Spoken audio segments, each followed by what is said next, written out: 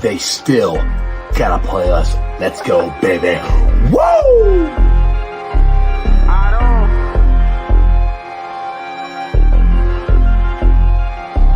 Hey, don't run that ball on the one Hubbard, showed you how that go down.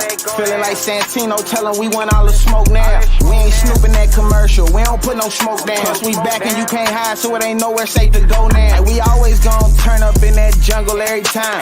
How we ain't gon' win when we loaded in with 9? Plus T just came in signed, so the city gon' be fine. Jamar say he open every time and he ain't never lied. Look at how we win at it, the size of the old line. Giving Burrow extra time should be a federal crime. Hey, we right back on that path again.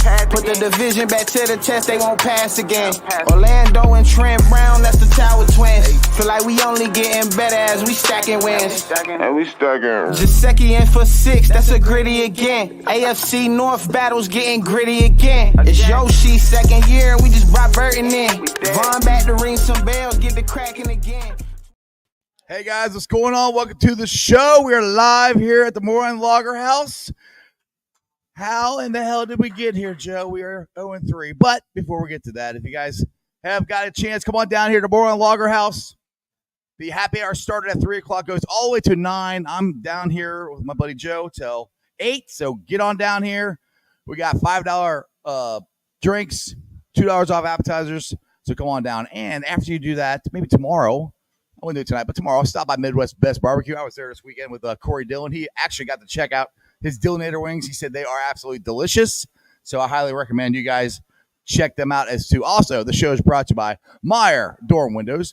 Check them out at www.meyercincinnati.com for all your window and door needs. I got them in my house. I highly recommend you get them in yours. Also, my West Side peeps, if you're looking for a place to go check out the game, go check out Hail Mary's. It's your ticket to the game. It's right in the heart of Cheviot. Again, free parking, beer specials, food trucks. It's an awesome, awesome place. Hail Mary is your ticket to the game. What is up to everybody in the chat? It's already blown up. You guys are already depressed. But what's going on here? Let's see here. Scroll out the strangers first. Paul's in there. Greg's in there. Dalton's in there. Tony Blazin. Anybody else? Rockin' Bengals in there. Carl. The show's here, buddy. It started. Johnny Paps, what's up? All right, guys. We are 0-3. I'm not exactly sure how I feel about that. If you watched the pregame show yesterday, I thought we would win by 2 touchdowns, and God, I was wrong. Completely and totally and utterly wrong. When you don't stop them one single time from scoring, it presents a problem. But with that being said, let's bring in my coach for the evening. He's other than Joe Schmo, Joe Parson. What up, Joe? What's going on, buddy? How are you? I'm a little depressed. I mean, like I said, we scored 30-something points. If you would have told me we would have scored over 30 points and we would have lost, I would have said you're crazy. But that's what happened. Yeah, it to say it was a shit show is kind of an understatement. The defense, if they replaced the defense with a sieve, it would have been an improvement. So there's a lot of problems, and there's a lot to talk about, not just today, but over the next days, weeks, months. If they don't get this together in the next 2 weeks, we start doing mock drafts. We're doing mock drafts in October, and I do not look forward to doing mock drafts in October. I didn't want to think that. God, we got to be able to go to Carolina and beat them, but freaking Andy Dalton looked like an MVP this past weekend. So, and we just had a rookie quarterback do that to us. So, like I said, I mean, one thing that I found interesting being at the game last night is more and more Bengals fans were upset with Zach Taylor and his play calling and everything. And I get it. We went down there. We had 2 shots. We could have scored instead of attempting field goals. But that's not the reason we lost. We lost because when you play a team and you don't stop them from scoring not once, the only time they didn't score is when they knelt the ball down at the end of the game and at halftime. That's it. Exactly. They scored every single time. You're going to lose. I don't think there's really any reason to complain too much about the offense. The offense was moving the ball up and down. Yeah, they're struggling in the red zone. They were 2 of 4 yesterday. McPherson mixed a 48-yarder, so that was outside the red zone, but still a kick that he makes. He's missed two. He's missed 2 kicks already this year that he should have made a 48-yarder and then the extra point last week. No, it's the problem starts and begins with the defense. Burrow looked like prime Joe Burrow. He looked great. I mean, him and Jamar Chase. Yeah, and we even ran the ball. The run game was amazing. Both running backs ran for what I think about 60 yards each. I had this thing up. Yeah, Chase Brown 7 carries, 62 yards. Zach Moss 12 for 58, right under 5 yards a pop. They're efficient. Chase Brown is a little explosive. The play calls when they get into the red zone get a little hinky, but that's stuff that can will get cleaned up. Yeah, it can get fixed. But the defense, is there fixing or cleaning up the defense? I don't. And the thing is, they looked good against Kansas City. I know we're down B.J. Hill and Sheldon Rankins and Chris Jenkins. But that being said, our secondary was healthy for the most part. I mean, I know that Von Bell had a back during the week, but I don't see why we couldn't stop Jaden Daniels from throwing the ball. I mean, when you throw a perfect pass is going to beat you every time. But not everything he did was a perfect pass. But he looked amazing, and our secondary just there's so many times, Joe, they were running wide open. Yeah, and it reminded me of the first year Lou was our defense coordinator. I called him Lou Anarumo or Lou Armadillo, and now we've been calling him Lou Dini, and he wants to get a head coaching job and stuff. And I love Lou, I do, but he's got to figure this out. He's got to straighten this out somehow. And I don't know when Rankins coming back. I don't know when B.J. Hill's coming back. I don't know when Chris Jenkins is coming back. But Jenkins played yesterday. Huh? Jenkins played yesterday. Oh, he did play yesterday? Yeah. Okay, never mind. He did play yesterday. Really effective, but I mean, he did play and looked okay. Shows how much of an impact he made. Yeah. I didn't pay attention that he played. But we need to get the other guys back. Even with them back, is it going to be any better?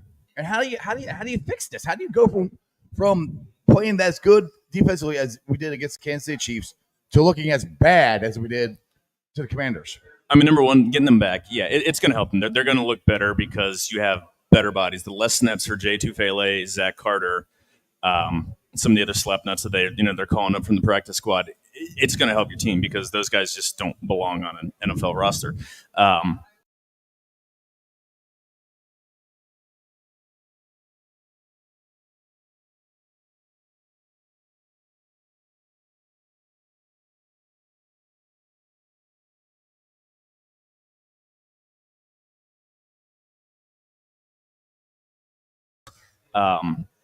When Jaden Daniels was not blitzed, he was 16 for 16. Yeah, 100%. His passer rating was I think 95%, something like that for the whole game, or 98% for the whole game. His passing grade per PFF on a 0 to 100 was 95.9. Yeah, 95.9. Like, that's outstanding. Like, where's your gold jacket type stuff right there. Only blitzed on 11 dropbacks. He was 7 of 5, so his 2 incompletions came on blitz. But part of it is, do you blitz when you don't trust the guys, even when you're bringing 6, when you don't trust they're going to get there? Well, so, but I think you still had to, rushing for and covering wasn't working. He had 3-4 seconds to find receivers. Right. And the fact that they only blitzed 11 times total, a third of the dropbacks he was blitzed. And you have to try something. You have to try something to mask the weaknesses. And the weaknesses are all over. Jermaine Pratt looks like garbage. He does not look like the guy they paid a crap load of money to. I said it before. I was happy to let him go. He does not he wasn't great last year. He looks even worse this year. Sam Hubbard is $11 million down the crapper. They're paying money for mediocre guys, and they continue to do that. It's Joseph Osai's a waste. He had one preseason game his rookie year when he looked like Lawrence Taylor, got hurt, and then was okay the end of 2022 before making the stupid play that cost us the AFC Championship game. Right. Did nothing last year. Has done nothing in 3 games this year.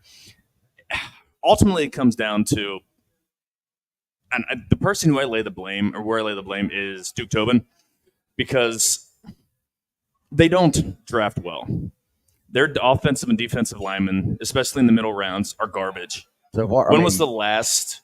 You have to go back to Logan Wilson for the last mid-round pick that turned out for anything. That's 4 years ago. Same year Joe was drafted. Right, that was 4 years ago. Mm-hmm.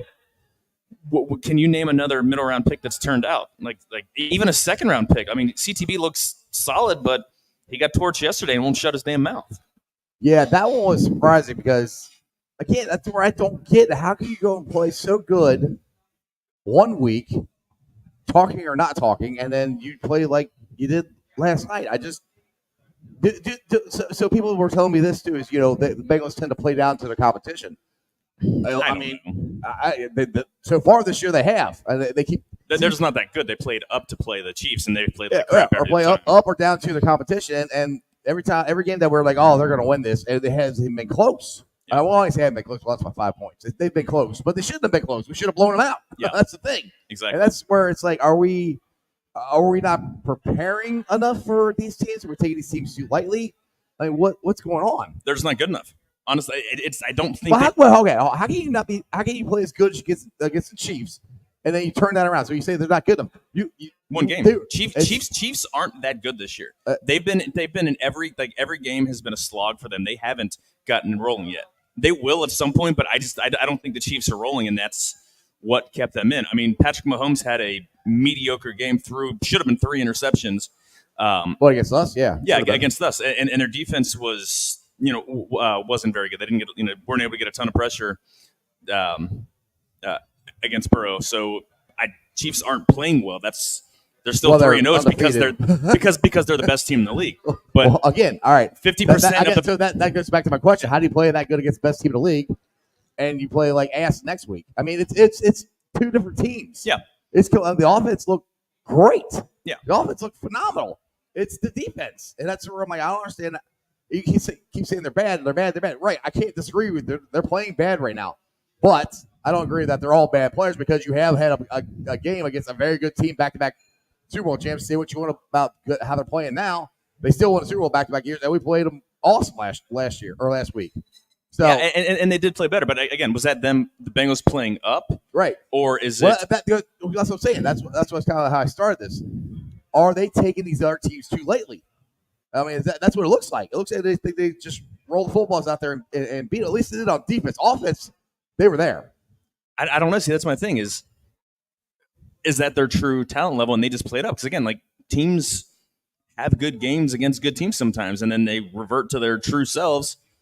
The Bengals look like a mediocre football team. I mean, right now, out of our three games we played, we're closer to the first week and last night than we are to what we played against the Chiefs. I mean, that's what you have to look at like that. And I hate saying that, but that's the truth. I still believe. Now, I'll tell you this: last year, but last year you win 10 games. We would have won 10 games. We got in the playoffs. So if you take that formula this year with our quote unquote easier schedule, which we haven't won a game yet on our easier schedule, but we win 10 games, we should still have a chance of getting into the playoffs. So it's not done yet, but I think in the 100-something teams in the history of the NFL have started out 0-3, and like 6 have made the playoffs. Or 5 have made the playoffs. We're hoping to make it 6 this year. Before we worry about winning 10 games, they need to worry about winning game 1. And that's true. I mean, and that's the thing. Like, look, everybody says that. I get it. Yeah, we got to win game 1. I want to win the freaking Super Bowl. So right, but that's the thing. This doesn't look like a team this looks like a team that's going to be drafting in the top 5. The offense looks like it's rolling. Like the offensive line. This is what's frustrating. What? This is the best offensive line that Burrow's had. Trent Brown going out isn't great because ultimately he would be the backup because Mims would take his job anyway. But right, eventually, yeah. That hurts depth. But across the board, tackle to tackle, this is the best offensive line. And then he's stuck with an absolute terrible defense. Again, the defense is should be better than how they played because of injuries. It's going to be rough going. They've got at least one more week before they can even think about bringing McKinley Jackson and Miles Murphy back from IR. Mm-hmm. Again, I haven't heard anything when they're expecting B.J. Hill or Sheldon Rankins back, but those guys are. I mean, and that's when those guys are decent. They're not game wreckers. If you get hopefully Miles Murphy is. He's only. I'm not willing to give up on him yet. He's I've got a problem with Miles Murphy. Hopefully, if he comes in and he get like who said it, he give Trey. Andrew said it right. So we need to get Trey Hill. Yeah. Absolutely. But Trey had a terrible game last night too. Like he was he's an early pass rusher. So they're going to go after him. They're not going to let him game wreck. If you hopefully Miles Murphy come back and he gives a pass rush on the other side, that's going to free up Trey. Hopefully, but.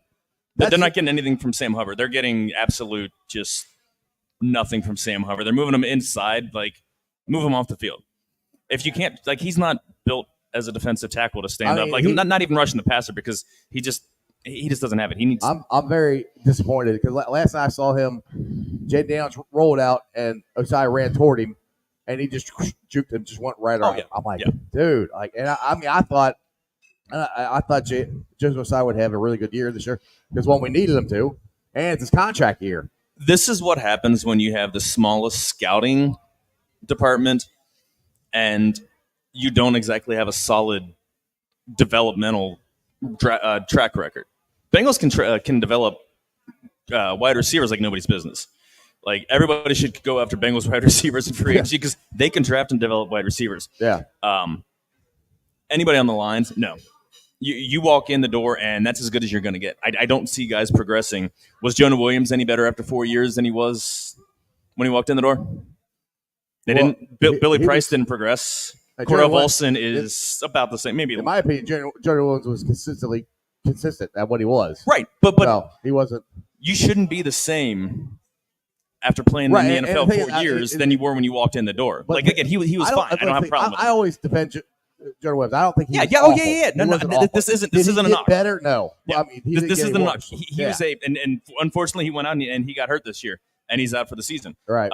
Wish nothing but wish no ill will towards him. He was a solid tackle. He got a lot of shit because he wasn't Penei Sewell, Rashawn Slater, the guys that came in like right after him that immediately became studs. But he's a fine starting tackle, preferably on the right side. But whatever. They don't develop guys. This is, and I said this before the season, with the stuff with the contracts. With just a lot of the noise going on. I mean, Trey came out and said he wanted a new deal or traded. And all the stuff with T and all the stuff with Jamar. This is still a Mike Brown run organization. This Duke Tobin still runs the entire player personnel side. What have they done to earn our trust? And again, that's what frustrates the hell out of me and kills me because I'm like you. I'm a middle-aged diehard. Right. Like, I've been here for all of this crap. And I see they lucked into Joe Burrow and Jamar Chase. They just didn't screw those picks up. I need a reason to believe that, like, they can build and they can actually build a roster, not just get lightning in a bottle with guys that they lucked into. I don't know. It's... honestly, I can't argue with what you're saying. I mean, some of these picks have not worked out the way we thought. I mean, the draft for Joe Burrow, that draft was awesome. He had Joe Burrow, he had T. Higgins, he had Logan Wilson. That was an unbelievable draft. Yeah. And then you come out with Jamar Chase, and I don't even remember who the second round pick was. Who was the second round of that? I gotta look it up. But I mean, there's still hope for me for this team because of the way the offense look. We are going to have to go out there and score on every freaking drive until they get this defense figured out. Oh, Jackson Carman was round 2 in 2021. Joseph Osai, Cam Stample, Tyler Kelvin, Deontay Smith, Evan McPherson, Trey Hill, Chris Evans. The only guys still around, Cam Stample, who's hurt and now is a free agent, Money Mack, and Jamar Chase. Yeah. You had, what do you have, 9 draft picks, 10 draft picks, and 2 guys remain at the end of their rookie deals. So that's telling right there. They've got to do a better job of hitting on those two, especially if this were any other organization that wasn't run by mom and pop. Duke Tobin would have been gone 15 years ago. Probably. Well, they don't. Well, you said about Marvin Lewis too. Right. And then Marvin Lewis lasted 18 years, 16 years. Yeah, but I mean, like I said, I'm not saying the season's dead at all. I think they have a chance. It's on life support. They're calling hospice. If they lose next week, it's pretty 4-0 or 0-4 is. I mean, the Chargers went 0-4. Chargers went 0-4 in 2022, made the playoffs, and then they summarily got crapped the bed against the Jaguars. But so you're saying there's a chance? You're telling me there's a chance. I used that GIF earlier. Do you believe, Joe? Do you believe there's a chance? I mean, narrator's voice. He doesn't.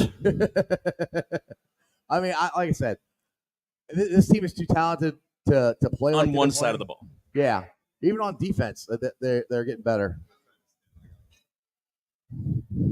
We're writing out text messages on pen and paper. I like it. Yeah, that's impressive. Okay, nobody can hear you. Yeah. So, but what I was trying to say before you made me lose my train of thought. I don't even remember what I was trying to say now. But I still believe in the team. I think they got offensively on the side of the ball. They got a chance. I still think the secondary could be better if Joe Stone plays like he can play, be that ball hockey guy, and Geno Stone plays like he can be the ball hawks. That's going to help, but you got to get pressure on them, and hopefully that's coming with Miles. Thank you, Miles Murphy.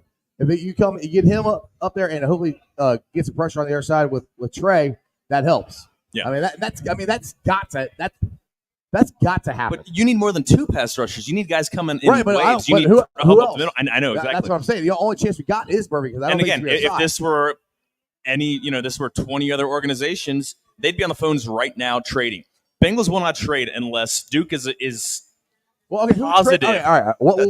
There are plenty of organizations that are not. The Panthers are not serious. Like there are guys on the Panthers that I don't know names. I don't know names. Jaguars are 0-3. Texans are 0-3. There are guys. Go trade draft picks. Who cares about draft picks when you draft as terribly as they do? Who cares about draft picks? But do what it takes to go get Jeffrey Simmons off the Titans. Who? Jeffrey Simmons. Just sign it. I'm just saying. Yeah, make him an offer. Make him say no. If this were an organization that were serious, that actually wanted to win in the NFL and not just I get it, hope to win and build their own way, they'd go out and try to build somebody.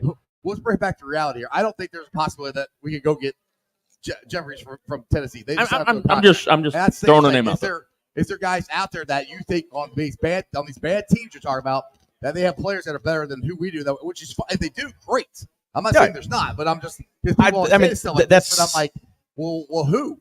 Give me an hour and a half, and I'll look at rosters and figure out. You got homework tonight, right? Exactly.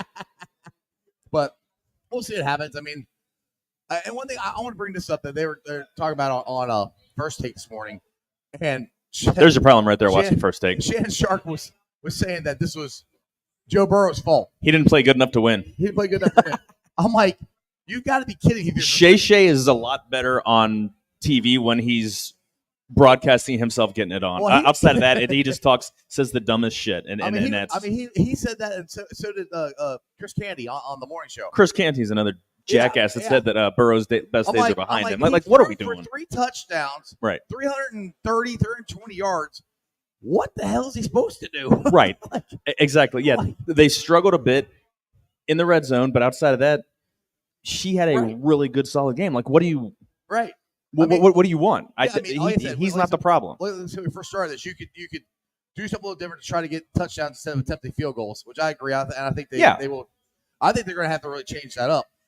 But that's also stuff that develops through the year anyway. Every team goes through phases like that, and 3 games doesn't make a trend for something like red zone stuff. But the Bengals were great in the red zone a couple years ago, so it can get fixed, and you see how teams are playing you. And I think they'll get better at that because we got Gesicki, we got T. Higgins, we got these guys. We got red zone targets. So that part again, I'm not worried about. Oh my Eric God, All, that dude! I have an absolute. I got a man crush on him.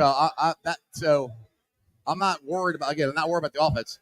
We got to at least get the defense to be able to slow the guys down. Because last night I think they converted 2 4th downs, and I don't know how many freaking 3rd downs.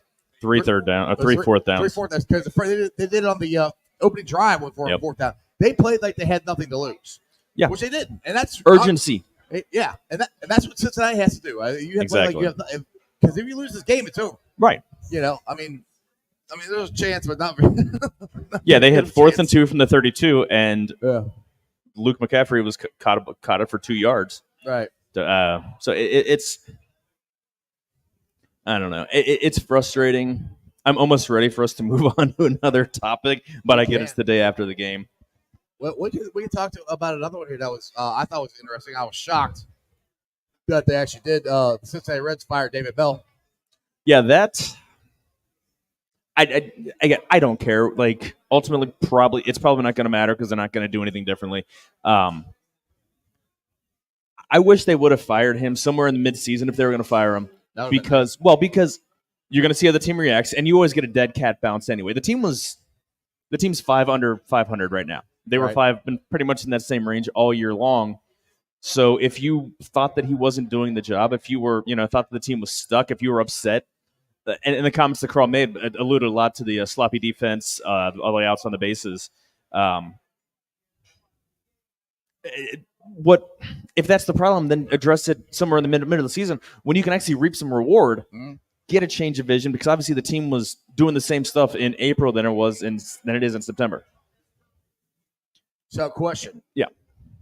If you're the Reds, who would you want? If you're Joe's the general manager of the Cincinnati Reds, what manager are you hiring? I'd call Tito Francona.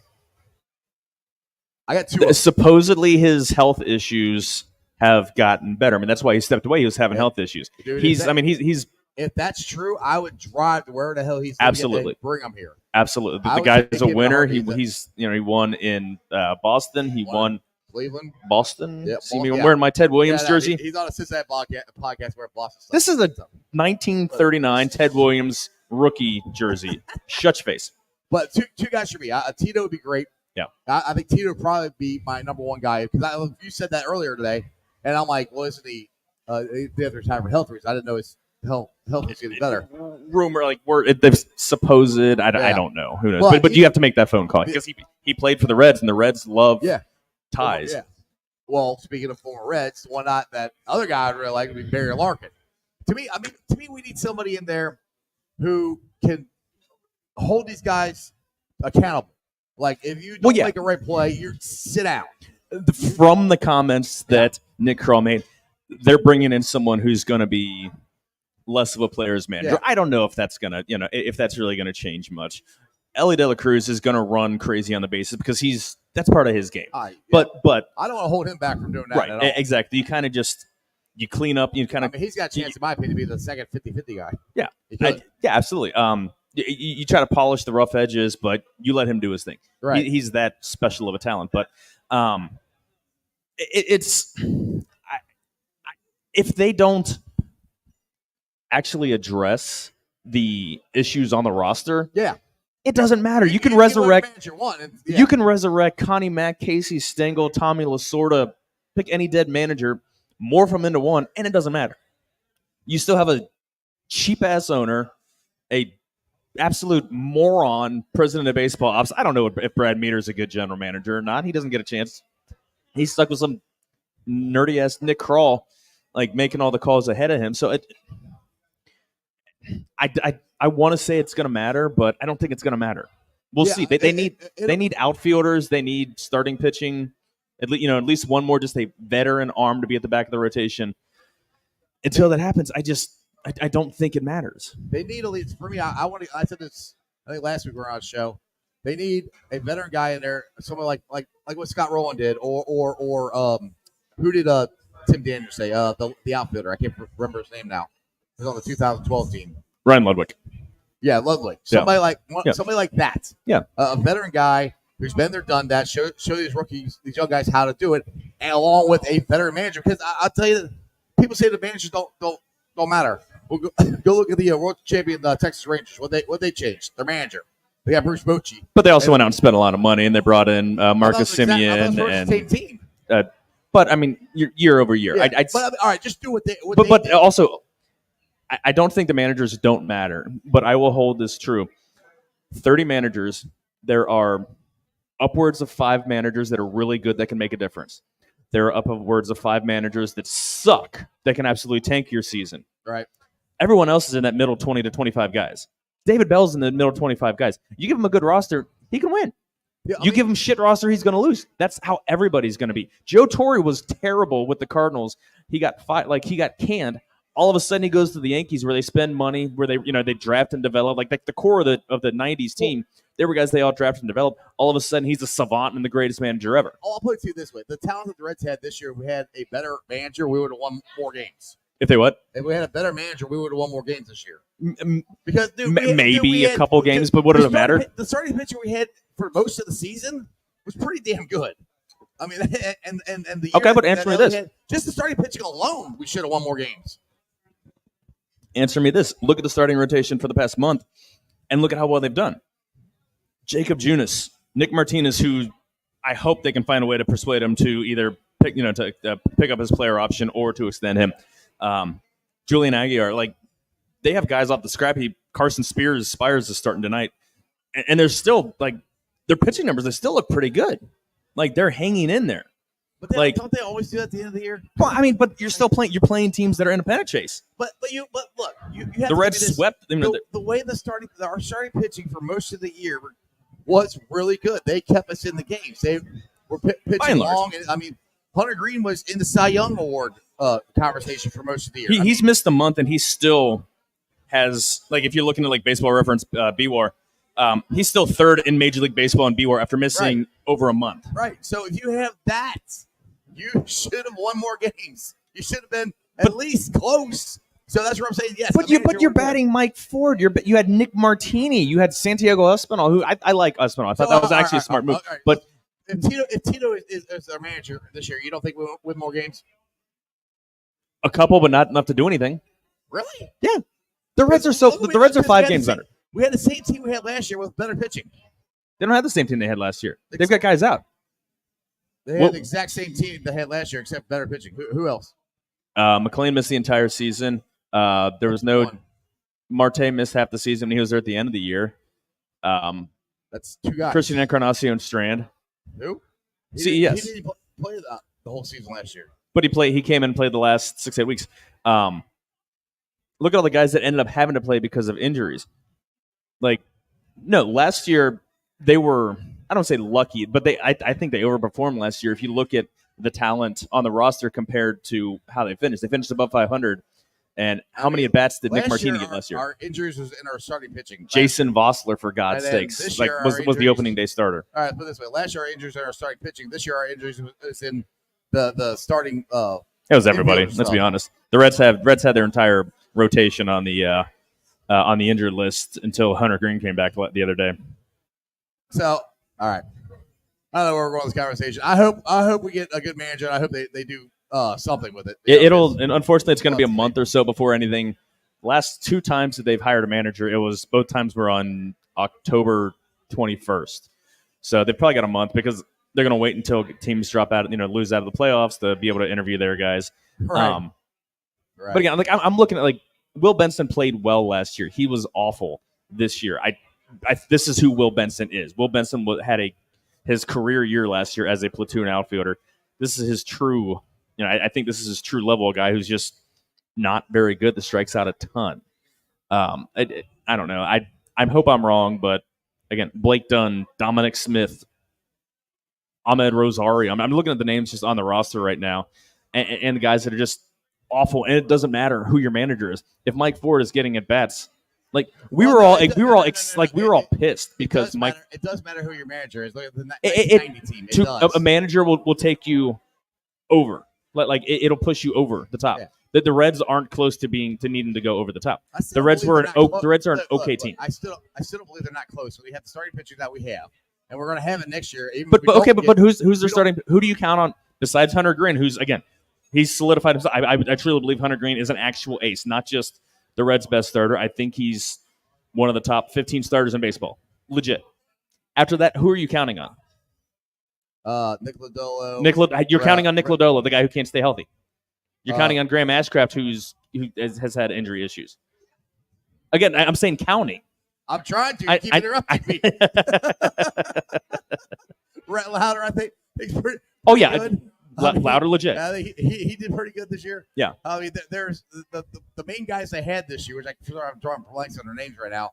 If they can get out there and be consistent and be healthy, we should be in the playoffs. If you have that type of starting pitching, which we should have next year, which we had, again, I'll say this again, we had that for most of the year this year. Yeah. When you had that, because look at the Atlanta Braves of the early 90s. Their first run, all they had was pitching. Trevor Griffin wasn't on that team. Chipper Jones wasn't on that team. All those guys were on that team. Maddox wasn't even on the team yet. But they still had 3 really good freaking starting pitching. Yeah. If you get that starting pitching, you have a chance to win. If you have a good manager, it helps too. Yeah. So having a good manager helps, but again, they have to get a good manager, but they have to have good players for that manager to. I'm still saying they got to add people. I'm not saying to get a manager and they're fine. They have to add people. That's just the way it is.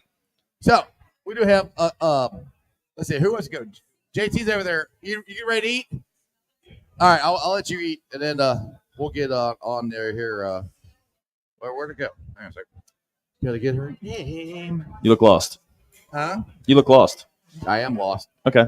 Uh, But yeah, I'm Laura, just I'm Laura Jacobs. If Maddie would stop talking to her, well, come on down here. We can just walk around this way. All right, but they can bring the drink here. I got it right here.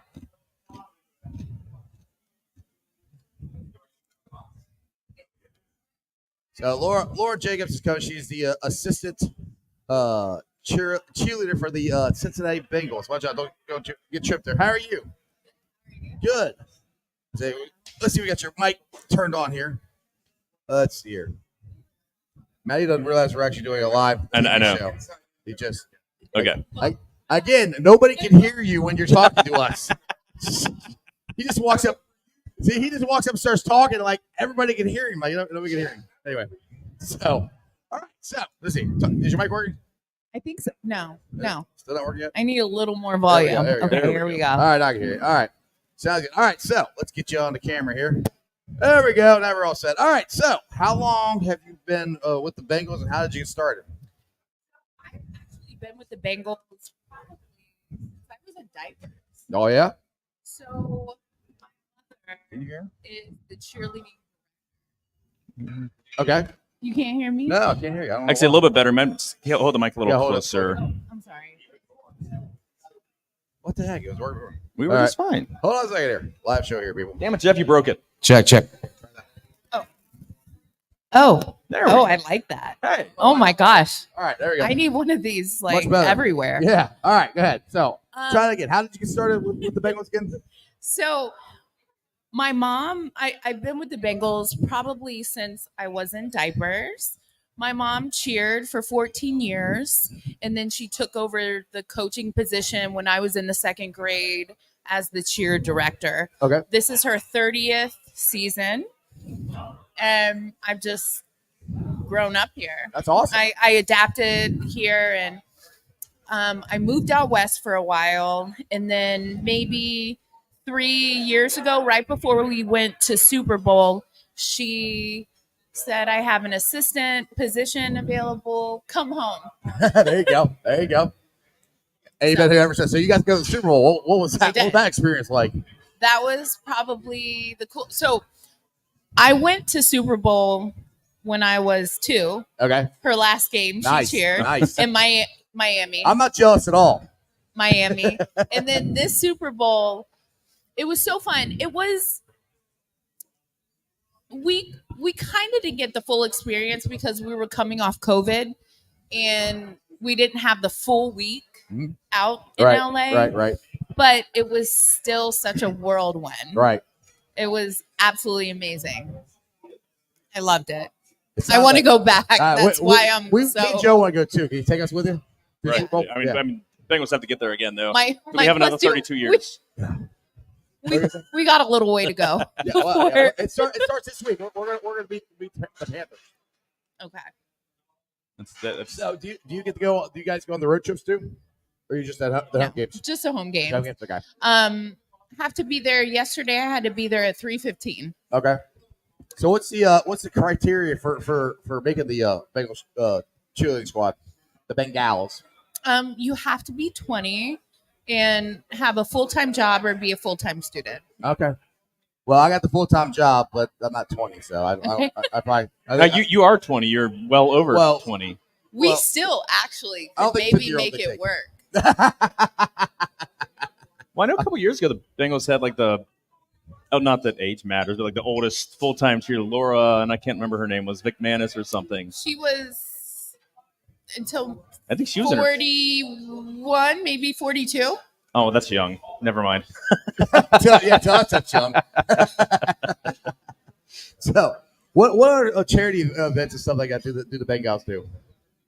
We do all charity events throughout the city. We work with all the foundations, and we do Sam Hubbard's foundation and Ted Karras, and See, Pork Chop over here. He's commenting. He said they're not gonna let me cheerlead. Oh, yeah, that's. I'd like to see him in the That's cheerleading outfit though. I think. He said he's selling the tickets if I I had cheerlead. to. Good. Here, I'll hold that while you get your drink there. I can't We got Sir. Yeah, I got that. Yep, there you go. We got port stuff going on here. I understand. All right. We're back. We are back now, baby. We're ready to roll. All right, so you got any questions? I mean, since your mom was in cheerleading, and was that always your dream? I got my daughter's. My dream? Yeah, to get No. into. Okay. I actually wanted to do football coaching. Okay. I tried cheerleading. I Okay. tried. We gave it a full blown effort. But I would have rather played football. I was weird. What position would you play? I think I would have been an amazing quarterback. Oh, there you go. You got Because an I arm got to on you? run shit. Okay. I have to run it. And if I was quarterback, I would be absolutely lighting. Can we cuss on here? Yes. I would be lighting fire in the locker room's ass right now. Oh yeah, yeah. We were just That talking would about be that. me. Yeah, Joe cannot be happy with the I way. need someone. I need some strong leadership Yeah. right now. Mhm, You know, Right. I feel like we're lacking with something. Something's lacking. For sure. Something's lacking. I mean, the offense, like we were talking Talent.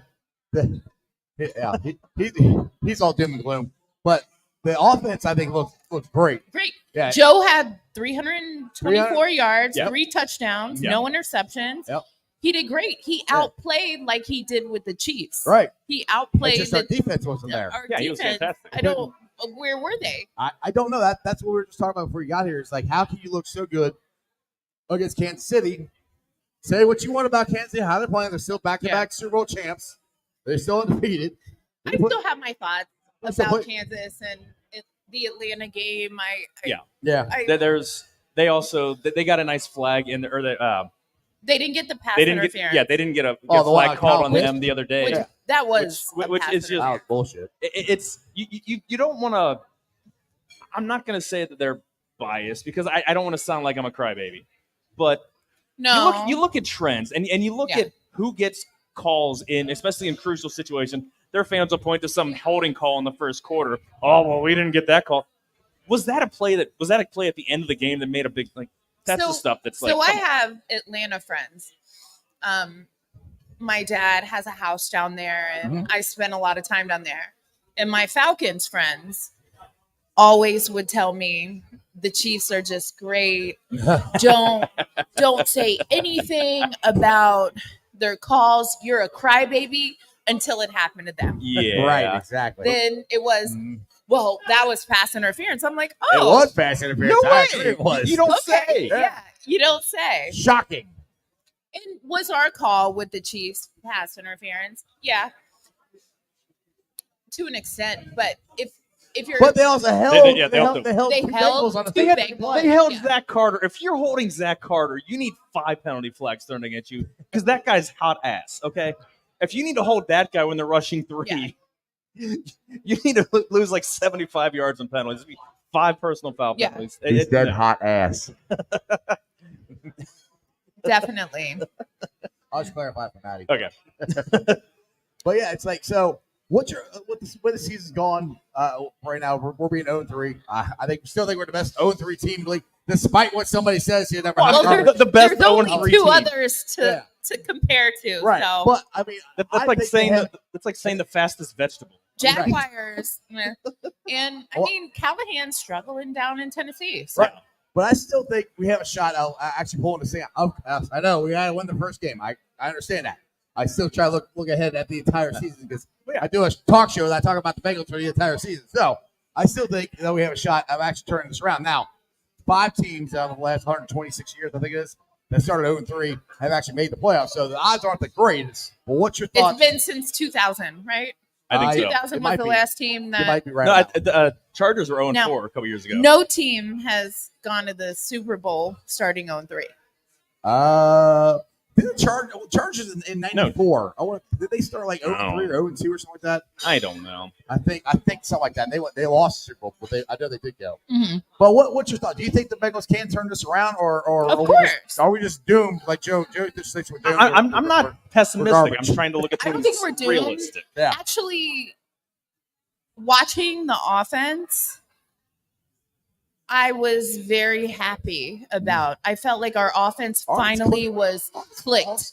They completely clicked, and Burrow was on fire. It was jackpot. He was jackpot Joey. Exactly. Nice shirt, by the way. He really was doing so awesome. I'm I'm like I'm in school. I'm getting notes here. 5 nicest guys on the team. I don't know what that means. Ask her who the 5 nicest guys on the team are. I've got to translate for him. Reading, yeah. Well, I'm not used to people out there keep talking to me the whole time. So, all right. Yeah, 92 Chargers were 0-4 and they made the playoffs. But what were we talking about before? I'm like, I lost my train of thought too. I'm so sorry. We were talking about the Bengals turning it around. Yes, that's what we were talking about. Thank you. All right. So, dude, can they turn it around and possibly make the playoffs this year? Yes. I definitely think we can. Again, we were talking about how the offense was clicking. Yes, there you go. Offense it's starting to come back was now. clicking. Jamar Chase was on point. Even T. Higgins. Yeah. Everyone. Zach Moss had a touchdown. Mm-hmm. We looked like we should. What I dreamt of us looking before the season started. Yep. Offense was defense just needs to make some adjustments. Like I said, if they stopped them one time, we win that game. Not once. Once. Yeah, but they did. If they stop them one time.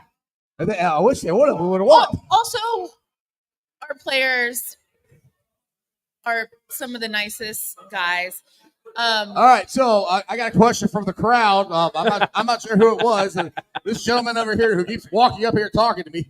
Who are the 5 nicest guys on the team? I think Trent Irwin is so nice. That's our guy. I think Kevin McPherson is so nice. Money Shooter. back. He's not on my good list though. Oh, the no. past couple weeks. Because he's missed a couple of extra point that field goal. Yeah. Well, with the Chiefs game, we haven't talked about, we would have tied and went down to time. But why do you keep bringing up bad memories? Stop. I'm so sorry. I think T. Higgins is so sweet. He's such a fan favorite because he's so good with everyone. Right. Who else? So are you gonna be sad to see T. Higgins leave? I will be. Because unfortunately, he's going to leave. I mean, he's going to leave. Yeah. Amarius Mims and Chris Jenkins look like the 2 nicest guys. Like you look at their face and they just have these smiles that light up their eyes. Please tell me they're as nice and as like. I haven't met them. Okay. So. Okay.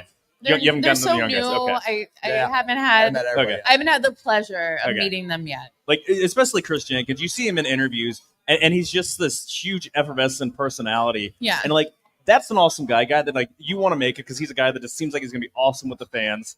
Obviously, he gets it because his dad played in the league, so he understands the minutia, in terms of what it takes to be successful in the league. But just a guy that just has fun, that realizes that, this is hard work, but it's still a game, and enjoy it and have fun playing it. Yeah, 100%. What do you think we need to do to turn it around? Let's ask you a question. We need to play some defense. That would help. Get some. What do you think the flaws were with the defense? That's what for this one. I don't know the whole defense. Like normally, there's we're bad at stopping the run, or we're bad at It was a collective. It was everything. Yeah. I mean, there wasn't one. I can't pick up one thing that we did good on defense.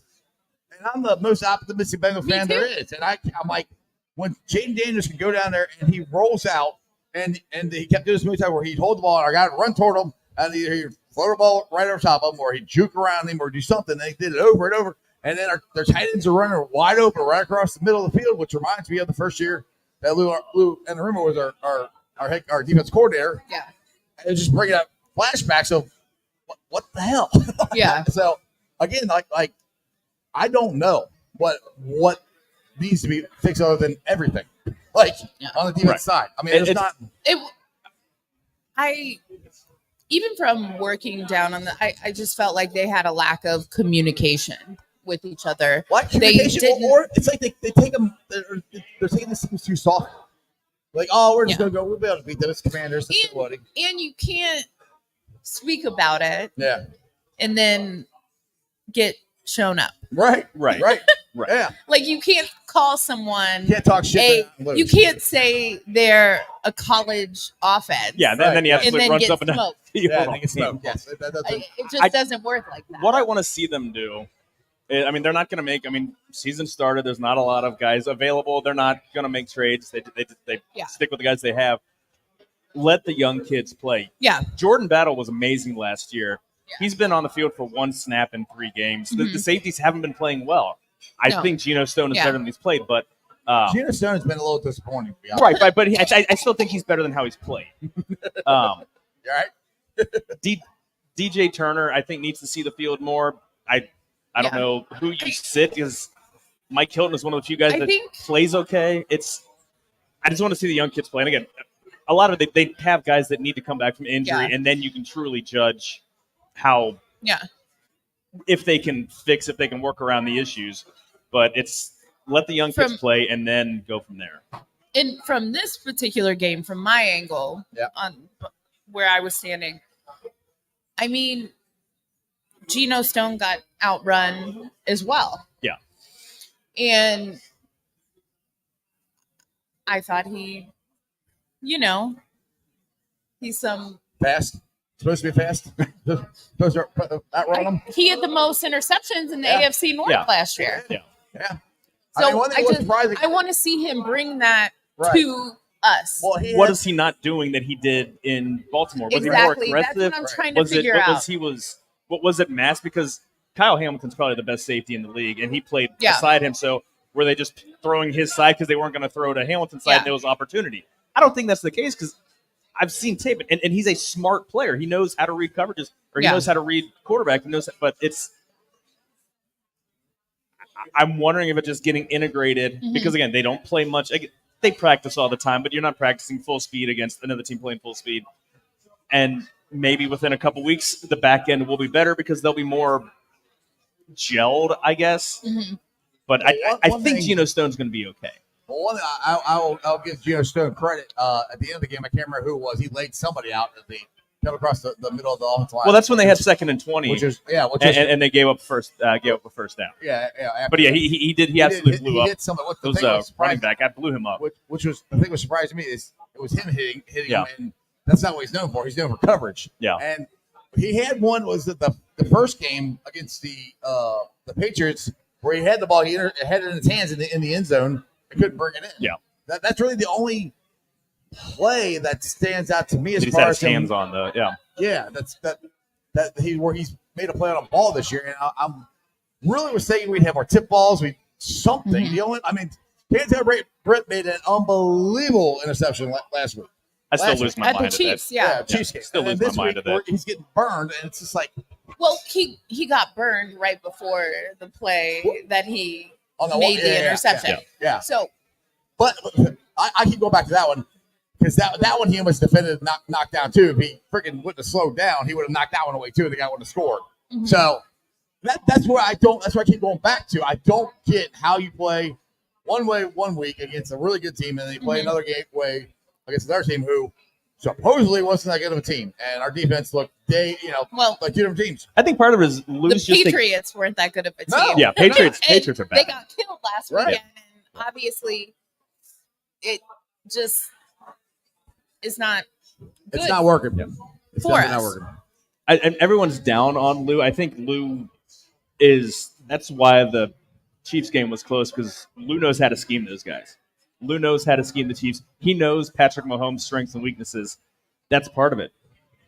And that, I mean, yeah, they're struggling, and then he needs to figure something out, or he's going to be going from almost getting a head coaching gig to being on his out on his butt after this year if he can't get it together. But Well, this doesn't get any better. They're going to have to do something quick. And that's Right. the thing. All right, I'll put this question to both of you guys.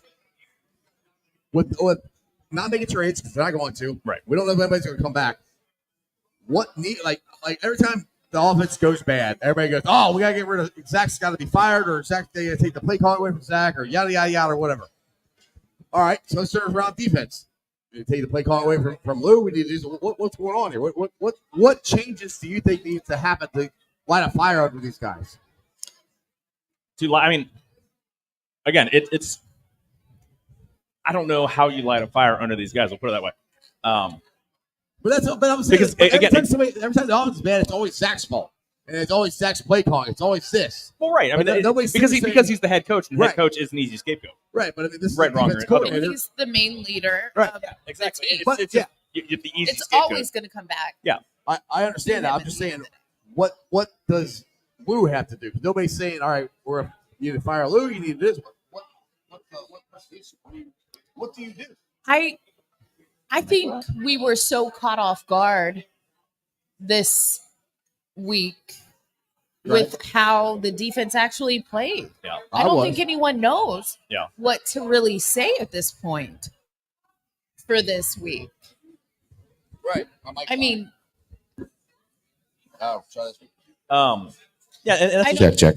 I think everyone was caught off guard with right. what we saw. Right. It's time for true leaders, and It's a leadership yeah. situation. And Burrow, and there's video Burrow going into the coaching room before the press conference, alone with Zach Taylor and having a conversation. As he should. Right, and Burrow, and I don't know, did you either of you guys read the story on ESPN about Burrow, like the last 18 months at LSU, and then evolving into the basic building the leader of who he is? Excellent article that all he cares about is winning. Right. He wants to be the best teammate, whether he's playing or not. You're going to get leadership. You need leadership from that side of the ball. I don't know who that is. It needs to be someone who's actually a quality player that can lead by example too. Sam Hubbard is a great leader. His play is struggling right now. He can't lead by example. Who's that guy on defense to take control? I think that's what needs to happen. Someone needs to, from that group, whether it's Logan Wilson, whether it's Cam Taylor-Britt. Like Cam Taylor-Britt, I wish he'd shut his pie hole sometimes, but he's a really good quality cornerback. He's a very good player. Great cornerback. You just sometimes less said is More. And some guys. I mean, Ocho was the same way. Like he just running his mouth was but just he always backed it. right. But running his mouth was Well, not every time. Yeah, the Browns game he didn't. Right at the Pepto Bismol. some guys running their mouth True. is their way of just getting themselves get hyped it. up. And I get that. I get it. And it's frustrating when they go out and lay an egg. But they need, whether it's a young guy, whether it's someone needs to step up as the leader of the defense. Say, guys, this is unacceptable. Whether it's, I don't think it's effort. I don't think the guys aren't trying. But whether it's paying attention more, like putting in more work during the week to make sure you're there for run fits or to make sure that your safeties are where you're supposed to be in coverage. Linebackers have the depth and coverage. They need accountability. They need the guys to hold themselves accountable. I don't think the coaching staff can do this right now because the players aren't changing outside of guys coming up and down from the practice squad or injured. We just look unprepared. Yeah, absolutely. I mean, that's You what are the dead on right. defense looked Yes, scattered. they and look like unprepared. they didn't know. Absolutely. Yeah, exactly. Like, well, that's why I get so tired of seeing the guys run wide open over the field. It's like, aren't you supposed to be covering that guy? Didn't you watch film? Didn't Yeah, you? I'm like, Where were we? Yeah, what that's- were we missing this week? and that's what I don't get is how you, and I keep going back to this, and nobody's gonna answer this question because I don't think any of us can. How you look so good one week and look like ass the next week, and it's just amazing. I have a question for you, Joe. All right, so you're big hard on Sam Hubbard, which I'm not disagreeing with. He hasn't played awesome, but if you're taking him out, who are you putting in there? Right now, who's healthy? Well, right, and right now it's. Yeah. I don't know.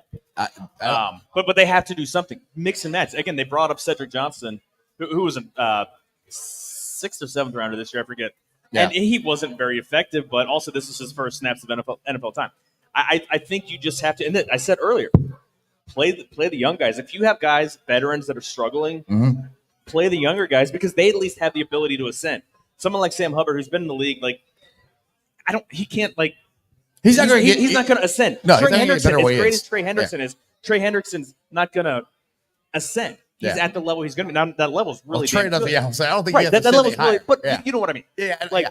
And it's the young Sam, guys. I'd they rather are have a where young they guy. are. They're not. This is where they are. They're not going to get any better. If anything, Right, they're going to get exactly. worse because they're getting older. They're going to I would rather a young guy play that might miss a call or something, or make some communication and miss a tackle versus an old guy who just doesn't have it. Yeah. Young guy can learn. He's gonna, You can guide him. exactly. Right. You can And- coach him. And that's You can't Lou coach said this before. He age doesn't- out of somebody. Mother Nature is, or Father Time is undefeated. Yeah, Lou. We know. Yeah, exactly. Unfortunately, Lou doesn't play rookies very much. I mean, that's one of the. That's the Marvin Lewis crap. he did That's it's frustrating. Well, It's I frustrating. agree, but that's what he. I mean, Yeah, that was the I'm thing. not disagreeing. Yeah, that was the thing last year. That's what he didn't like about the safeties last year. He had Mike Scott did it again. Nick Scott wasn't that good, and Jordan Battle played great, I think.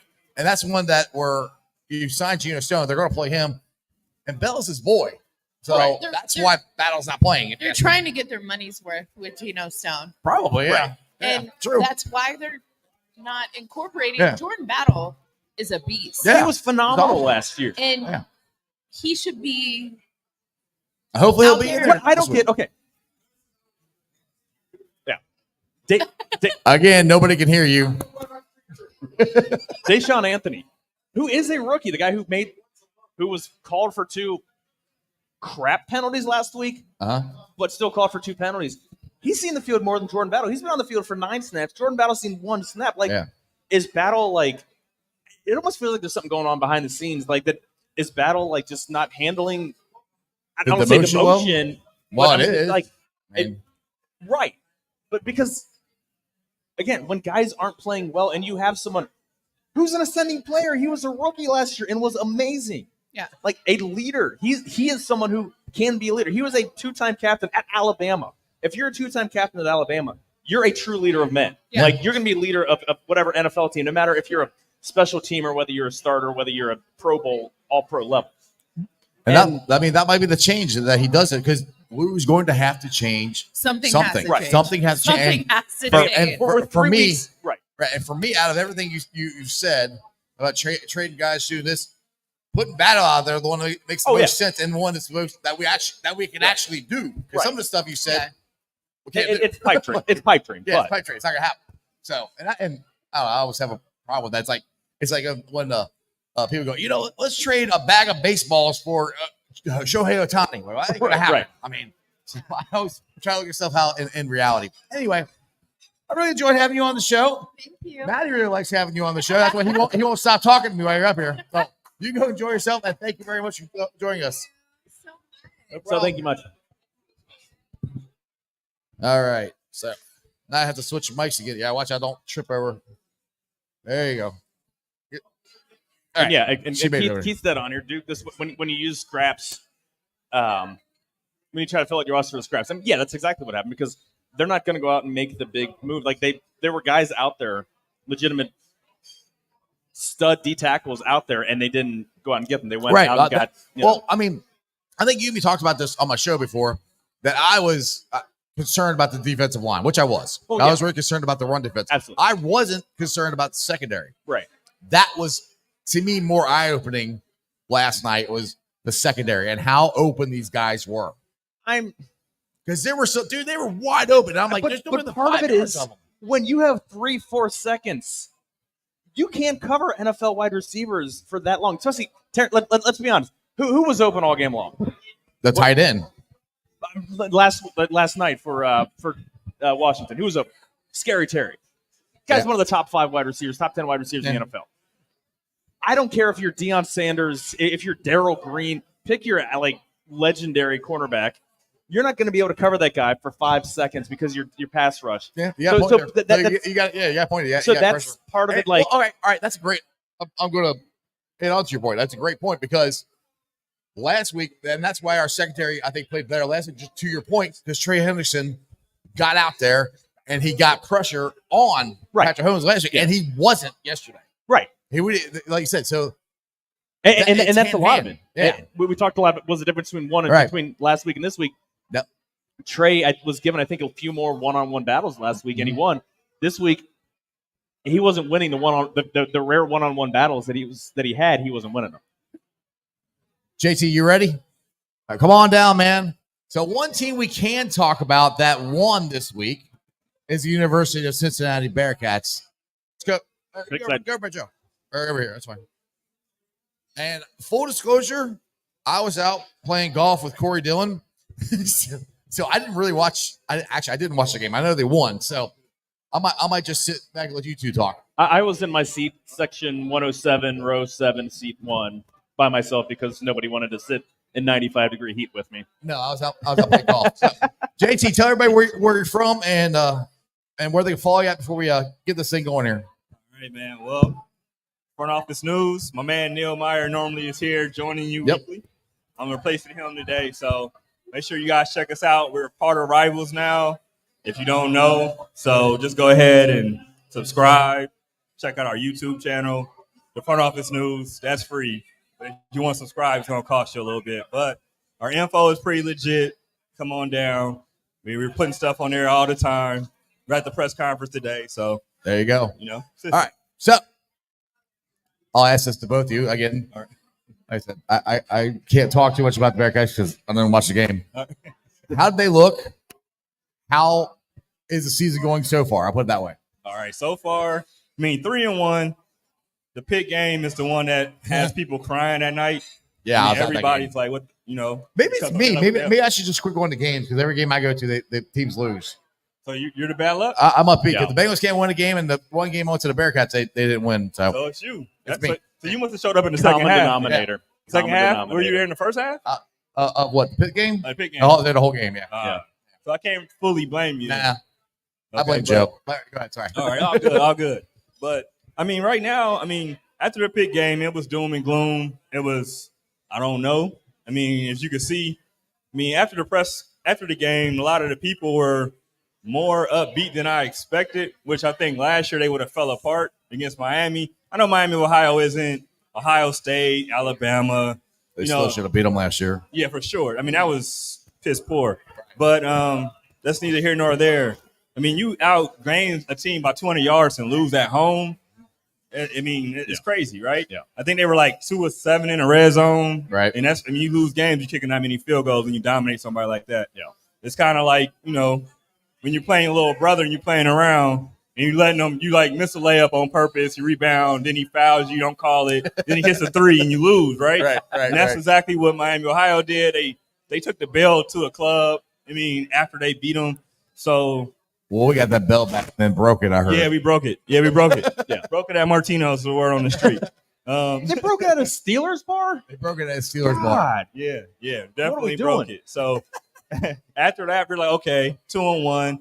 But, is this team really turned the corner? Or are we kind of like still kind of nervous, right? Right. And then Houston is not a great team, of course. They're not a world beater. But with the way the Bearcats played last year, to dominate them on all phases of the game, it was a very impressive game, very good to see, and it kind of gave a lot of fans, and I think the players already had hope, but I think it gave the fans and people that were covering the team more hope. Right. Because you give somebody a donut. Donovan Smith got benched after the game, but he was kind of like a homeless man's Cam Newton, right? You know what I mean? Like, I'm trying not to like this dog, college player, because it's different in the NFL. But it's like his body. When he came out the tunnel, I was like, "Damn, this kid is huge." Right, good size. My seats are right on. My seats are right on the visiting team sideline, and I saw him walk by. I'm like, that dude's a unit. Yeah, he's a big boy. Yeah, so it looks like they turned him into a tight. He's probably about to be a tight end. It looks like now, maybe, right? Yeah. So that was kind of impressive because I know they can't pass as good as Miami, even though it is Miami. Gabbard's been in college for like 10 years, and then he threw for 350 on UC, and then Smith. I don't think he had 100 yards. He had one play that was like 52 yards, and had a 52-yard completion. Yeah, and like the next drive, they had less than 52 yards passing on the game because they had a couple I think swing passes and a screen pass that was snuffed out. It was like 70-something yards, like 72 yards. So you take away that total for the game. Take away that 52-yarder. He completed 11 passes. Yeah, he was averaging 2 yards of completion. Right. I mean, so it's crazy. So, but take away the 52-yarder, 10 of 15 for that's wild. 20, I've never 21 yards. That's like backyard like stats. You know what I mean? Like you bet your running back for that kind of for of production. I don't even think like throwing it into the ground consistently you can average. That kind of stat line. I don't know. That's kind of rough. But So how much has these last 2 wins saved Satterfield's job, do you think? honestly, I think it's done it's made it do a 180 for him personally. Because I mean, you lose to Miami. Oh, they lost to Miami. There have been Bearcat fans who were ready to drive him out the city. He would have walked. He would have had to walk back from Yeager. Yeah. Like people were nervous that like, does he get on the bus? I mean, like, you know what I mean? Like, is he allowed back? Yeah. So I mean, it's only a 40-minute drive back to campus, but what happens? So if you lose 2 times in a row, even though Miami is a solid team, probably be one of the better teams in the MAC, but they're still winless. You can't lose. You can't lose. To Miami 2 years in a row. You shouldn't have lost to them the first year, but losing to them twice, I mean, that kind of puts 2 feet in the coffin, right? No matter how many years are left. Right. So it's one thing if you have some equity built up in the bank. Like if this were Fickle and he just had a couple of this is your first 2 years and the team looked as that you're losing to your literal little brother rival. For sure. Let me ask, what are your thoughts on the rivalry as it is ending? Jim Kelly was here a couple weeks ago and he kind of said similar thoughts to me. It's like fine, whatever. It's the rivalry doesn't mean anything. The rivalry back. The rivalry doesn't mean anything. Miami, I want to keep the Miami rivalry. You want to keep it? So I'm like, all right. So for me, covering it, being around it for a long time, being a UC student before, back like when I was in school, that was when Big Ben was there. So that was like UC was on the come up. It wasn't, Antoine Peak, those guys were there. So it was more of 50-50 type of game. Right. But now, like, since the Kelly era, well, maybe D'Antonio kind of changed it per se, but I feel like since Kelly, it's really been where you could tell where UC is in a different class. Yeah, UC went to the Big East and they're recruiting and they just left them in the dust. Yeah, left them in the dust. So like what makes it still decent is a lot of kids are either from this area or close to this area, or they're like the ones that UC is kind of like keeping tabs on, but they don't really give them the full offer, or, like, hey, you might could be a walk-on here. Yeah. Or if somebody spurns them and they need some bodies, then they're like, hey, come to UC. Right. So they got that chip on their shoulder, you know what I mean? But besides that, I mean, if they play them like once every 4 years, I'll be fine. Yeah. Because I don't want it to go all the way away now that UC is ahead. Right. But you know what I mean? But overall, I want them to play like, not to dig at Miami, like more, better teams to come into, Nipper Stadium on a consistent basis. And I mean, the Red Hawks did it because they won $1.5 million to go get their ass kicked by an SEC team. Yep. Thanks for coming, guys. It's sad that's kind of the state of college athletics, but I mean, I get it. You're going to get your butt kicked by your rival in a series where, like, I don't know what the finances are with a rivalry game to where it's one here, one there, one neutral side, whatever. But it's not, going and taking a paycheck from they made 1.5 last week to lose 28-3 in South Bend. Yeah, for sure. Like you take that all day, right? Right, exactly.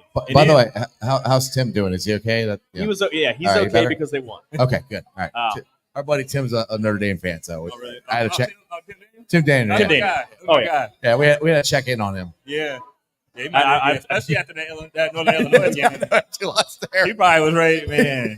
I don't think I heard from him for like 2 weeks. He might went and dug himself a hole somewhere. he was not happy. I mean, he was here last week with us. Yeah. Nice. And he was not happy with the Northern Illinois game. No. Let me ask you this. Going forward, well, first off, how good is Brennan Sorsby? The arm, Gunnar Q, I think, is the last quarterback UC had that I think he had a comparable arm. There was a throw downfield. I think it was to Burkhalter.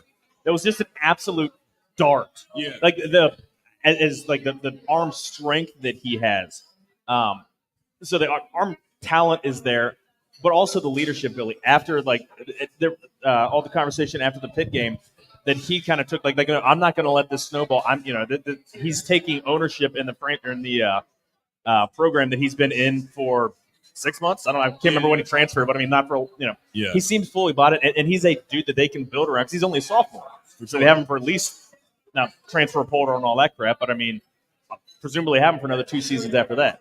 Yeah, for sure. I mean, he's a guy, man, that I've been impressed with as soon as I seen him in practice. Like literally spring, you're like, okay, this dude can play. Then you see him in the fall, and you're like, you're saying it's a competition, but we're watching, and he's the guy. Like, it just looks different. Like, like Gunnar Kill, he could have kept his head straight, stuff. Yeah, he had some off the field Yeah. issues. My cousin was in the program. Really? He still has tabs. Okay. So I know Gunnar Keel's issues. But the pure arm talent, that, like you said, like it's the most arm talent that's been at UC and touch too. He's got touch. He got touch. Too. Yeah. And he's more athletic than you think. Just a little way flick more pass. athletic than I thought he was. They're down in the red, or they're either in the red zone or close to the red zone. He was flushed out to his left, and just a little flick pass to Kiner that he took for he's legit. perfect touch, perfect he's perfect legit. amount on it.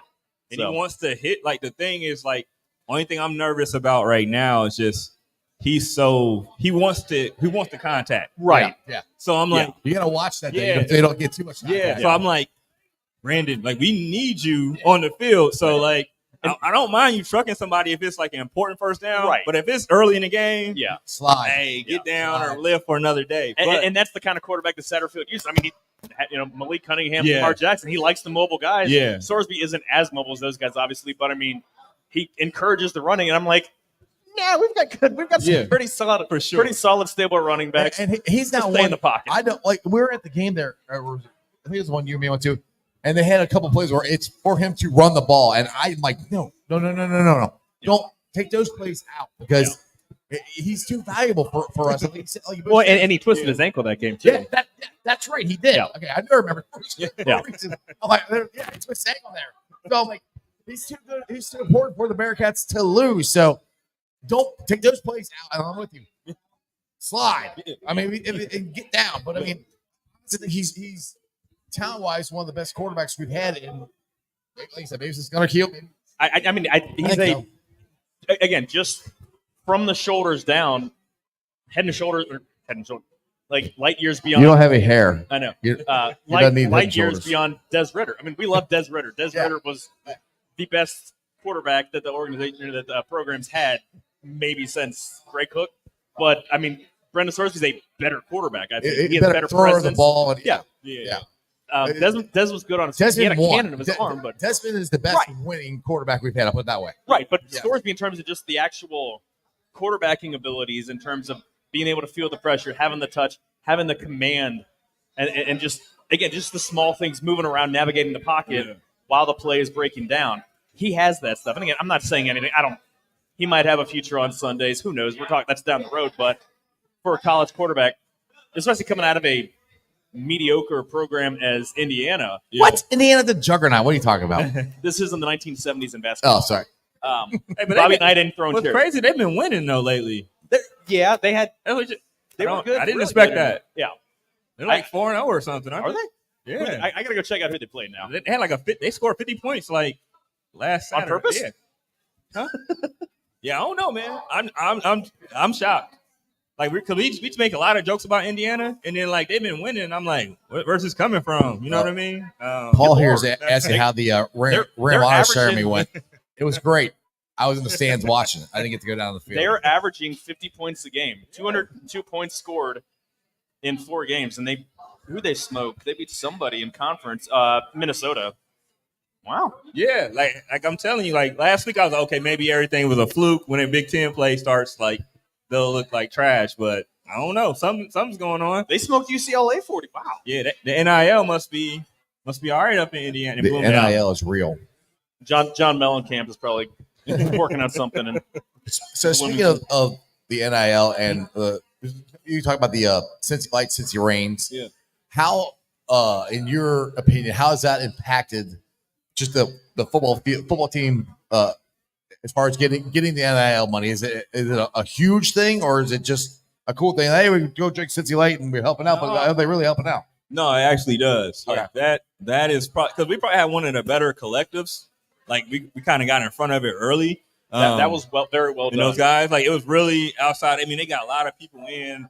My man B Fox, he does it. I mean, he talked to him. He used to cover UC, and he was a lawyer, and then he got in there, and did his thing, and I would ask him questions, and he was just like, man, so many hands in there. But I think he does a good job. I mean, it's something that makes everybody feel a part of it, especially since he like. Yeah, you know what I mean? It's like exactly. everybody likes to drink. I'm drinking beer. Yeah. So win-win, right? So it's like, all right, That's what's funny is like my seats are in the visitors Yeah. section, and seeing everyone like last year Iowa State smoked them, but Yeah. everyone's walking down carrying these Cincy lights, and I'm like, you guys are kicking our ass, but you guys are paying our students. I appreciate it. Have another. Yeah, for sure. Around on me. Yeah.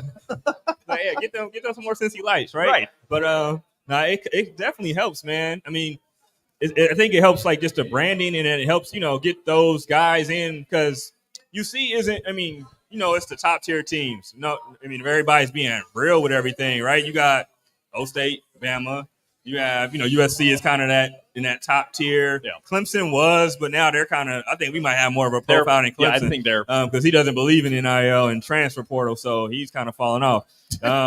Yeah. I don't understand that. You'll have to explain that. Yeah, I don't think he's had a transfer, brought a transfer in since this. Nope. That's crazy. Crazy. What are you doing? Like, how can you coach that way? I don't care if you. Well, he can't. That's why he's yeah, losing. exactly. But I mean, they're playing well this year, but I mean, Yeah. I don't understand how do you navigate literally, that? I mean, I get it's frustrating, But it's a part I of the don't game. like going into the season not knowing what my team's going to look like. Yeah. But it's like the genie's out of the bottle. That's how it is. Like you're going to live and die with guys. Are you just spending all your time retaining the guys that you have and not worried about bringing? I don't. Yeah, it's weird. It's like because you still have to have grassroots in high school for sure, no matter what. Right. But you still got to hit. I mean, if you know your corners are iffy, you might have to go get the best corner in the portal, right? And you're not having to bring in some 18-year-old freshman. You're bringing in someone who played well at some G5 school. That who knows? Right in. So speaking of NILs and everything, and we don't know how Alabama plucked Miami's kicker last year. Now that looks like we have one. Now it's only a couple of games. But he's looking pretty good. Are we going to be able to keep him?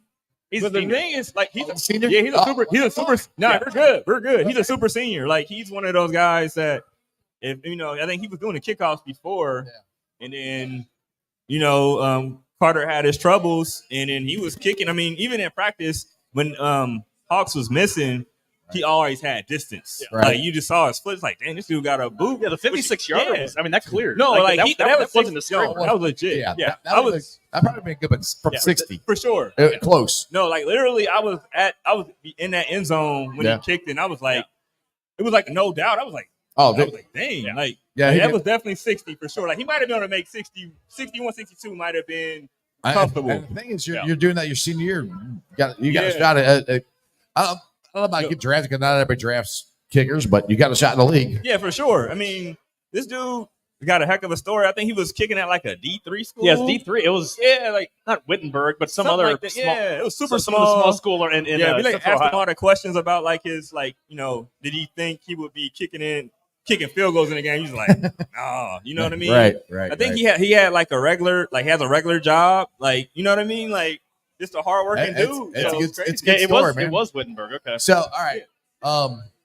With the way the Bearcats are playing, what's your preview for this next week's game? And in Lubbock, in Lubbock at 8 p.m. Yes. What you got a prediction? We got a shot of winning this. What do you think? Okay, so if you would have talked to me last week, my thoughts would be like 100% different. Right. Like, I would be like, you would think I was this is coming off after 2 schizophrenic or wins something. now. Like I just lied and like, oh, not the same guy. But honestly, if Sorsby can, I mean, he has no turnovers right now. That's going to change. But he's protecting the ball. You go in a raucous environment. You protect the ball, is going to give you a chance. Yeah. Defense plays as good as they did against Houston, even though Texas Tech is a better team, better all around team. All around team. So. Yeah. I tried. The sign's tired. That might be being for us to wrap this up here soon. Get it on a break, but they got a better team, so expectations have to be lowered. But I think they actually have a chance because, I mean, Texas. Nobody in the Big 12.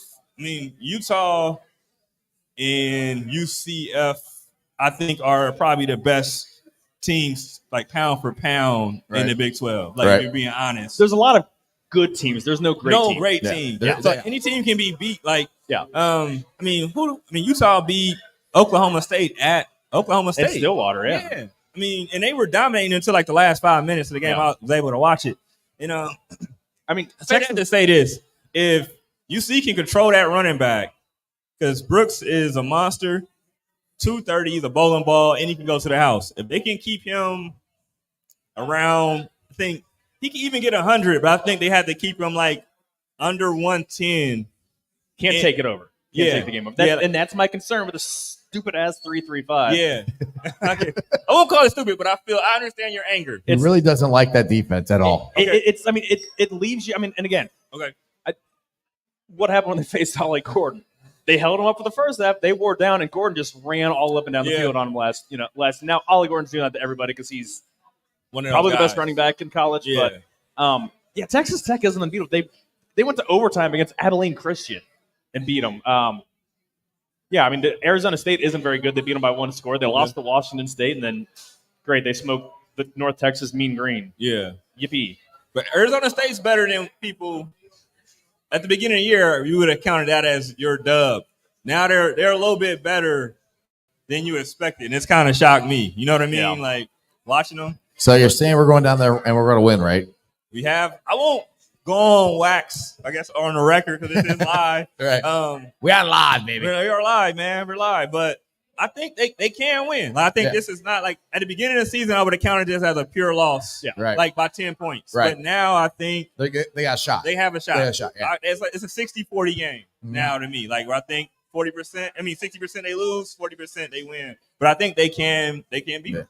It wouldn't be surprising. Again, I think they take care of the ball, and they don't allow them to run up and like if they can contain the running game. They got to contain them. Yeah, and because the thing is, if that quarter, like I haven't seen them play a lot this year.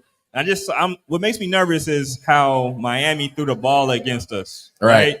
And Houston couldn't do that, so that kind of alleviated it. But I thought the secondary looked a little bit more. Then they had more disguise in their secondary. It didn't look as plain as it did against Miami to me. I feel like everything that they saw before pre-snap, that's what it was after. It was like, okay, it's 3 up top. Nobody's coming down. Yeah. Nobody's shading. Like quick, easy reads. Yeah, easy reads. And they were hitting it. But I think they disguise more against Houston. And I think they do that more against Texas Tech. And they have to send more people. Like, at least 4 have to come, like not delayed. 4 people, just pick where the person's coming from. You got you got those 3 linebackers. One of them has to be coming every time, and then sometimes 2 times. 2 of them have to come. If you're going to walk everybody up, back them out, whatever. I mean, just to show pressure. You got to show them. Especially if they're going to run the ball a lot. You're going to need the guys up anyway. Yep. So walk them up, and again, even if you back them all out except for one, I mean, they have to do that. Yeah. Because like what was making me nervous about them is everything was so. All right, we want Dante to eat these 2 blocks, and then our ends have to get home. But in the 3-3-5, like the thing probably why you don't like it is you can double team 2 people off top, right? Exactly. So like, all right, your guard taps the end, then he goes to the linebacker, right? Yeah. Mm-hmm. So like, or you can hit Dante, you can stay there, and then you still can tap somebody else. Where in a 4-down lineman, you can't double up, and then it's a little harder, right? right? And you can. So, then you have to win all your matchups and stuff. So now, but that's why I think they have to send somebody every time. Yeah. And if sometimes if it's if it's 3rd and 20, okay, maybe you don't. But still, I don't like when people get to sit back there and read a book because you can't cover. Exactly what we're talking about. You know what I mean? You can't cover all day, right? We're still talking about the Bengals again. We're just talking about having 5 seconds to cover a receiver, college pro, whatever. You're not going to be able to do that. It doesn't matter who you are. I mean, again, if I didn't make that point the first time, once you said that, I'm going, all right. Because I guess this whole show I've been trying to figure out what the difference was between last week and this week. Right there. Pressure. That's the difference. Trey was given more one-on-one matchups than one last week. Yeah, the Bengal game. Yeah. That's to me, that's the whole difference from what we did in Kansas City to what we did last night. We were getting pressure, and I always say we. Yeah. Well, 100%. they were getting pressure on the quarterback, and Daniels had plenty of time to do that. And that's just basic football. You got to get pressure on the quarterback. You got to make a move. You got to get rid of the ball, make them think about it. If he just stands back there, hell, we could probably. Yeah, maybe not. Maybe a swing pass. Yeah, maybe a swing pass. Touchdown. Yeah. Way back in the day, I would get drilled on a screen pad because I would wait too long and get absolutely smoked by the three guys. Like, you're supposed to get rid of it. I got time. Oh shit! Yeah, I get one play. You know what I mean? I hit Eckler on that little pass. They motion him out, hit him right there. That's There about you it. go. Yep. All right, so Neil said this at the beginning of the year that he thinks the Bearcats could be potentially 6-6. I think he said something like that. He thinks they could make a bowl game at the beginning of the year. Then after the Pitt game, we all kind of I don't know. Yeah. I'm kind of back to that. I think they have a shot. And it's just you just got to win 6 games. You're going to a bowl game, whatever bowl, and it's Big 12, so it's going to be a better bowl than anything we had in the AAC. Sure. What's your thoughts? Are they back to a chance to get a go bowling this year or what? Yeah, they definitely are back in the bowl conversation. After the Pitt game, I was like, that was a bad game. It was bad. But if you erase that second half, then they look like a bowl team. And like I said, I don't think they're going to be an 8-4 team or something like that. Yeah. And it's possible. Who knows? Because like I said, you said it's 12 isn't At this point right now, I think 7-5 is an Yeah, optimistic, yeah. not unrealistic, but I think optimistic view. Yeah. Again, it's tough but manageable. I mean, Colorado doesn't scare anybody. Yeah, they're coming to Nippert. Hopefully, it's a night game. Noon kickoffs suck. I've said this. Yeah. He does that because he has kids and he can't get to the game. My son does JV football, and the games are 10, so I'm running from football to get my ass there to even be there. I for like the them. kick. I think they're fine. Yeah, get out the way. But get out the way, man. man. Get out the way, man. I love the noon games, but it sucks. Like my kids play like AAU hoops and stuff sometimes, so they're like, I missed a couple of those games. But but we got to go to Colorado. Oh, that's right. It is in Colorado. Go to Colorado. I was thinking about debating. I'm like coin flipping on. So you're going to try to interview I can't read. I don't have my readers. I would if they let us. I thought you brought your readers. I said I didn't have them. Oh, So I would if they let us though. But yeah, man. I think they have a chance. I think they play UCF next week. I want to say right. Am I right? They get a week. Huh? They get a week off. They get a week off and then UCF, right? so it's Texas Tech, bye week, then Texas Tech. UCF. Yeah, Texas Tech. Yep. So I think the Tech, if they can pull off because it would be an upset on the road, they could beat Tech. Yeah. UCF, it's a lot of bad blood. Yeah. Who knows? I don't know. Those games are always weird. Weird game. They're always I think. weird. I mean, as of right now, unless UCF does something that kind of changes how I feel about them, I feel like they're the better team. And don't beat me up, Bearcats fans, on that one. I just kind of won the ones I kind of count as a loss. Right. But if they can get Tech, that gives more momentum. Or if they play them tight, which I think they should be able to play them tight. As long as they don't go down there and get just handled. Yeah. That kind of changes. Don't go down there and get your ass whooped. Yeah. You don't want that to happen. Yeah. So if that doesn't happen, like where they don't force a punt or something like that. Right. No dig, my bad. But where it goes like that, then that kind of changes how it goes. But I think the way they've played the last 2 weeks, it gives 6-6 is definitely still on the board. And they can at least get to a bowl game. I hope so. Yeah. Well, JT, I appreciate you, man. Tell everybody where they can follow you again. And I have to get both of you down here next time. You and Neil. All right, cool. I'm down. So, hey, on Twitter, a.k.a. X, follow me at _JT_Smith.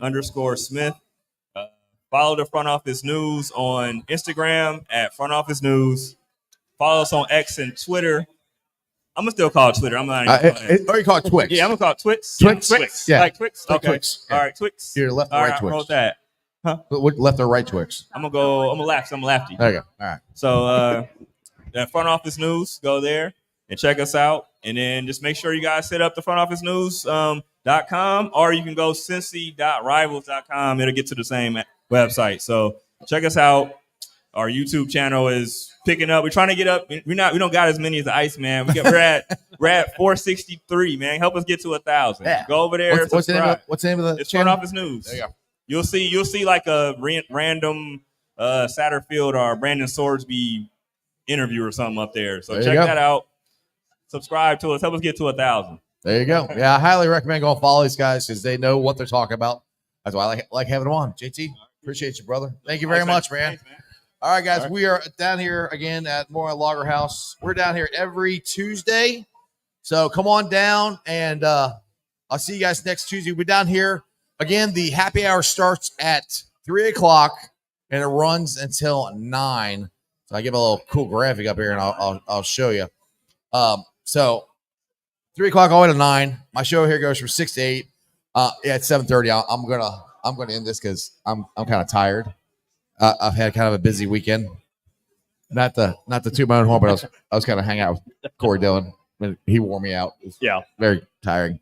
We all don't get to hang out with I didn't get home until guys. I didn't get home until 3 o'clock in the morning last night. So it was late for this old guy. But I want to thank the Moline Lager House for letting us come out here. And also, if you guys get a chance, please do me a favor. Get out to Midwest Best Barbecue. Like I said, we're out there Saturday night hanging out. They got the new Dillinator wings. Also, the original G-Funk, CTB, and Udo wings. They're delicious. And always tell Tim and Nicole. See, I get too tired. Tim and Nicole that I sent you. Also, check out Meyer Window and Doors at www.meyercincinnati.com for all your window and door needs. See, I'm giving him. See, look, he hasn't even talked to us since. Yes, I know. Now he's not talking to us the whole time. Now, the whole time she's up here, he's just now he hadn't said a word to me. No, whatever. You just ignore me. Okay, whatever. Nothing. You keep going back to talk. We're good. Carry on. Awesome West Side peeps. Go check out Hail Marys. Your ticket to the game. Big ass TV screen. Free parking, beer specials, and they have food trucks. So it's an awesome little bar right in the heart of Chevy. It's Hail Marys. Your ticket to the game.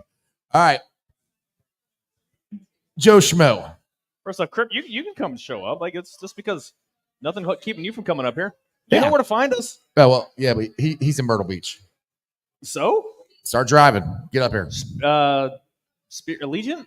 I think Allegiant. Yeah. Well, my wife and daughter are in Myrtle Beach right now. So right. My wife goes to Myrtle Beach all the time without me. You can definitely her best friend lives down there. You can definitely come on up. It's cheap flight. So before we end this thing here tonight, any last thoughts or anything that you want to leave here? I mean, I know, again, season's over. No, we're gonna lose. Our team sucks. I think we're okay. Well, not okay, but we're gonna be. We got a chance to be all right. Yeah. Again, it's. I'm not here to be pessimistic. I'm not here to dude. I'm the exact opposite. I'm over optimistic, and I completely admit that. So I'm trying to be realistic about things. Like, yeah, the Bengals are in an 0-3 hole. It's not good. Are they going to make the playoffs? Probably not. I think they are 6 teams, but they have to win one before they get to the 10 to get there. That's happening this week. But I mean, they have the guys on offense. Yeah, the defense won't continue to be this bad. They will. This is me having somewhere closer to the middle between the Chiefs game and this game. Somewhere in the middle will win more games if they can do that. This is me more having belief that trusting that Lou will be able to figure something out to just rip up the game plan and find something that works with the guys that he has. Again, they've got reinforcements coming back in a few weeks. Yep. It can be better. And again, they don't have to be the 85 Bears. They have to be functional, nice. But they need to have something that, they need to be able to force a punt, at least one punt. That would be great. All right, guys. Again, we'll be back here next Tuesday, and I'll be back on tomorrow. I don't know who I have on. I'm too tired to figure it out right now. I'm going to let you guys go. But thanks for watching the show. Make sure you like, subscribe, share. I've been live streaming on ZTV, YouTube, Facebook, Twitch. You can follow me on all those, along with Instagram, Twitter, and TikTok. And other than that, that's just sports, baby. See ya! They still gotta play us. Let's go, baby. Woo!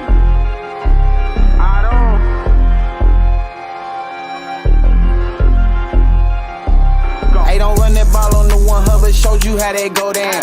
Feeling like Santino, tell him we want all the smoke now. We ain't snooping that commercial, we don't put no smoke down. Plus we back and you can't hide, so it ain't nowhere safe to go now. And we always gon' turn up in that jungle every time. How we ain't gon' win when we loaded in with 9? Plus T just came in signed, so the city gon' be fine. Jamar say he open every time and he ain't never lied. Look at how we win at it, the size of the old line. Giving Burrow extra Extra time should be a federal crime. Hey, we right back on that path again. Put the division back to the test, they won't pass again. Orlando and Trent Brown, that's the Tower Twins. Feel like we only getting better as we stacking wins. And we stacking. Giuseppe in for 6, that's a gritty again. AFC North battles getting gritty again. It's Yoshi second year, we just brought Burton in. Vaughn back to ring some bells, get the cracking again.